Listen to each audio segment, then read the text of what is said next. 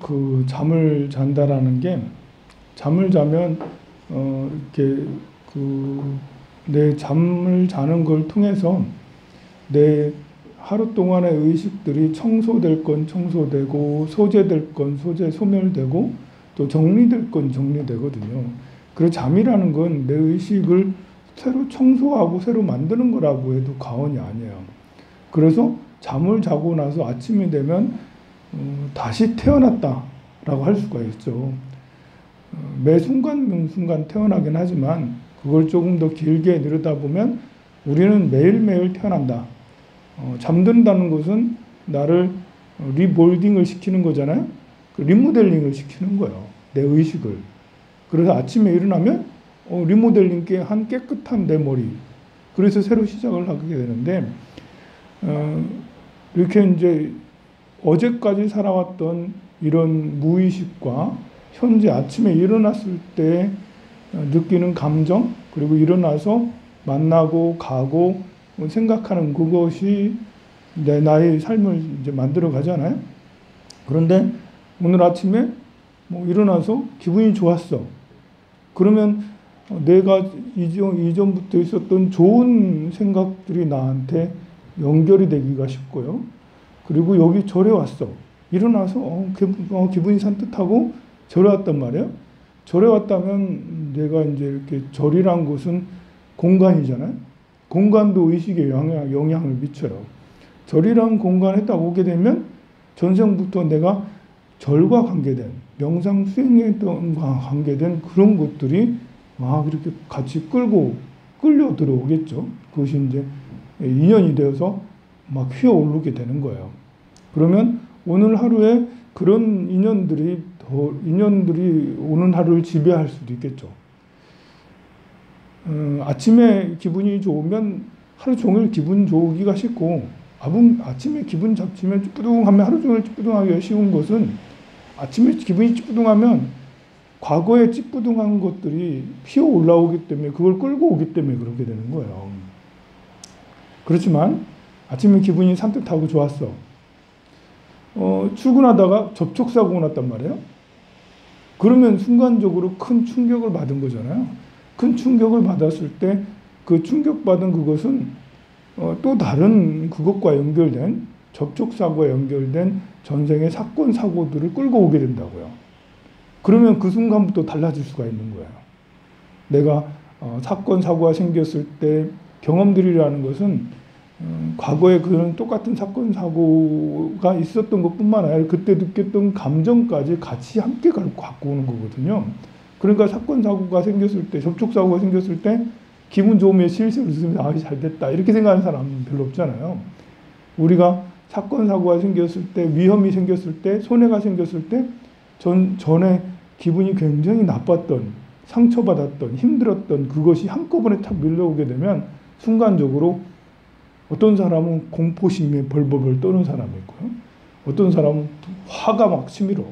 나한테 또 이런 일이 일어나 이러면서 화가 막 치밀는 사람이 있고요. 어떤 사람은 짜증이 막 그렇게 나는 사람. 이것이 이제 과거에 기억되어져 있던 머물러져 있던 그것이 피어 올라와서 생기는 일이죠. 거기서 접촉사고는 그 시간에만 난 거잖아. 그 이후에는 접촉사고 안 나는 거잖아요. 그 사고 해결을 하고 이제 직장에 가면 다시 새로운 마음이 돼야 되는데 그 경험이, 그 사고 났던 경험이 그날을 또 지배하게 되는 거야. 어떤 사람은 그 다음 날까지 지배하고 그 다음 날까지 지배해. 다시 태어났는데 아침에 잠자고 일어나서 다시 태어났는데도 불구하고 어제의 일들이 계속 연이어져서 어제 접촉사고 났던 이것이 짜증나 이러면서 그 짜증이 몇 날 며칠을 가는 경우도 있죠. 부부싸움도 마찬가지예요. 어떤 날은 심하게 싸울 때가 있어. 너무 갈등이 심해. 돈하고 연결돼 있어. 이걸 보면 막 손해를 엄청나게 볼 것 같아. 누구 때문에 돈을 잃었어. 배우자 때문에. 그래서 엄청 싸웠어. 거기서 끝나면 좋으련만 그 경험들이 전생에 있었던, 전에부터 있었던 그 경험들을 끌고 오게 되는 거예요.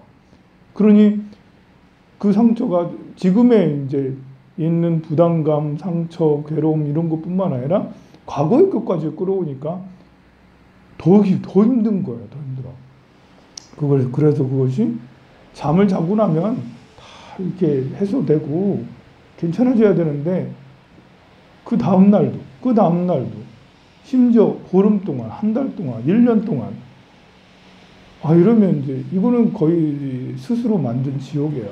원인은 배우자 때문에 아니면 접촉사고 때문에 그런 불편한 일이, 마음이 아픈 일이, 뭐 답답하고 화나는 일이 생겼어요.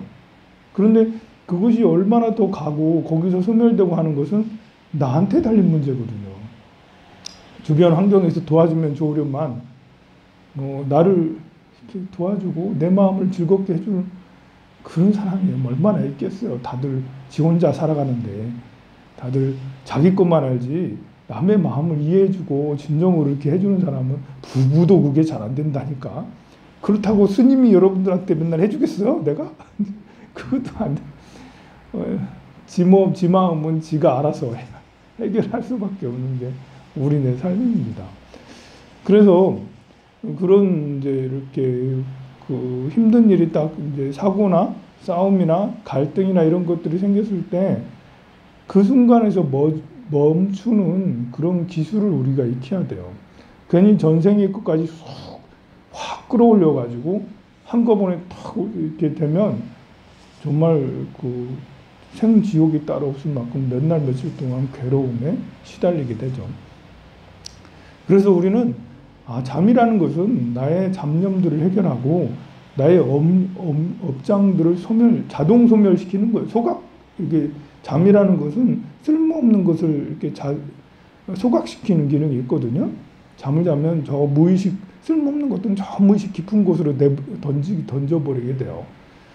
그래서 사람이 잠을 충분히 자게 되면 이렇게 새로 태어나는 느낌을 받는 것도 의식이 맑아지기 때문에 그런 거야. 그래서 우리는 그 원리를 알고 스스로 조정을 할 줄 알아야 되는 거예요. 아침에 일어나면 몸이 찌뿌둥하다 싶으면 빨리 생각을 바꿔. 뭐 괜찮아, 이 정도면 좋지, 뭐 괜찮아. 뭐. 비가 오면 또 찌뿌둥하잖아. 오늘 또 여러분들 쑤시고 막 그럴 거 아니야. 찌뿌둥하고 그래도 뭐 괜찮아, 뭐 이렇게 얼마나 좋아 이러면서 이제 자고 일어나니까 머리가 띵하고 그렇게 해도 괜찮아, 괜찮아, 이 정도면 좋아라고 생각을 바꾸게 되면 그런 묵직한 그런 생각, 오늘도 찌뿌둥하니, 이렇게 살아서 뭐해, 이런 생각을 하면 이렇게 살아서 뭐해 했던 그런 감정들이 전에 들었던 그것을 끌어올고 오게 돼서 하루 종일 찜찜하니 그런 거예요. 그래서 좋은 일이 안 생겨. 그러면 찜찜하고 그러면 일부러라도 우리는 좋은 공간을 찾아가야 돼. 절이라도 가야지. 절은 좋은 인연을 끌고 오기가 쉽죠. 절에 가서 나쁜 인연 끌고 오는 것보다는 좋은 인연을 끌고 올 확률이 높아요. 숲에 가도 마찬가지야. 숲의 기운은 우리를 맑게 또 해주거든요. 이렇게 근데 우리가 답답하고 힘들고 그럴 때는 일부러라도 숲에 나가. 숲에 가서 숲을 걸어. 그러면 자연이 주는 그런 이제 다시 나를 리부팅 시키는 이런 그 힐링 시켜주는 이런 게 있거든요. 그래서 전에 좋은 기억들을 떠올려 오기가 쉬워요. 그리고 친구를 만나요. 우울한 친구 말고 긍정적인 친구. 만나면 기분 친구, 만나면 좋은 친구 이러면서 이제 만나면 좋은 친구를 전화를 해서 내가 밥 사줄게. 그냥 만나면 안 돼요. 그 사람은 나를 치유해 주는 사람이니까 만나고 네가 이렇게 하지 말고 나에게 도움을 주는 사람이잖아요. 나를 기쁘게 해주는 사람이니까 대가를 지불해 줘야죠. 그래서 내가 점심 사줄게. 아니 내가 커피 한 잔 사줄게.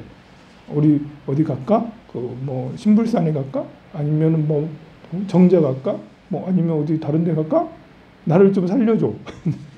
살려주는 말은 하지 않아도 그래도 그게 살려주는 거죠.